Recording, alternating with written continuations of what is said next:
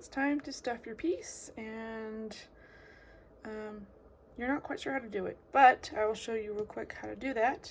So we're just going to use this as an example real quick, and then you can do the rest.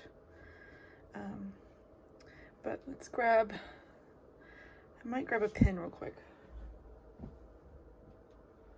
because first I want to get this secure, and I'm going to make sure the stamps line up here and that the stamp underneath is covered.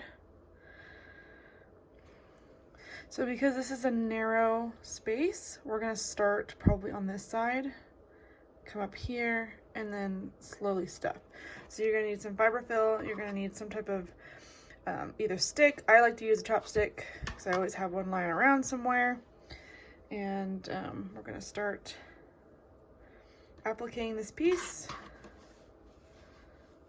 And I'm going to start here, making sure that the stamp is in the same spot that I want it to be. I'm using one strand of red for this piece. And I'm going to keep going all the way down till I get to the toe right here. And I'm going to come up, and I'm probably going to stop right around here, maybe a little bit further, just to give myself some space to add some stuffing.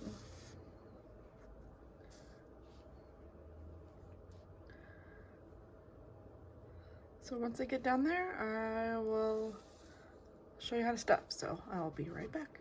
So now we are at the point where we get to start stuffing. So the key to stuffing is to not overstuff. Little is always goes a long way. So because this is a very narrow piece, we're going to start with a very narrow piece of stuffing. I'm going to grab my chopstick here and kind of push it down.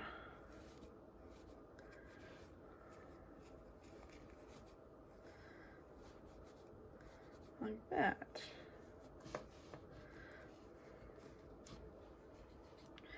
Use your hands to kind of gauge how thick you want it. That seems pretty good to me. You can move it around a little bit, push it down a little bit more.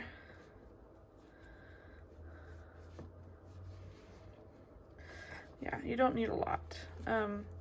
Just maneuver in a way that you think it feels good. And then once you have this little section stuffed, then we're going to keep appliquing. So we're going to do from here to here, probably add a little more stuffing, and then here to here, add the rest of the stuffing, and then close it.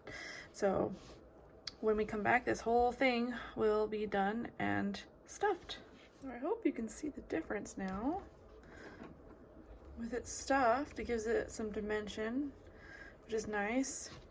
And you can tell if you overstuff, so make sure that you put enough in to give the dimension that you want without having to overstuff. So that's what it looks like when you have a narrow strip stuffed. I hope that was helpful.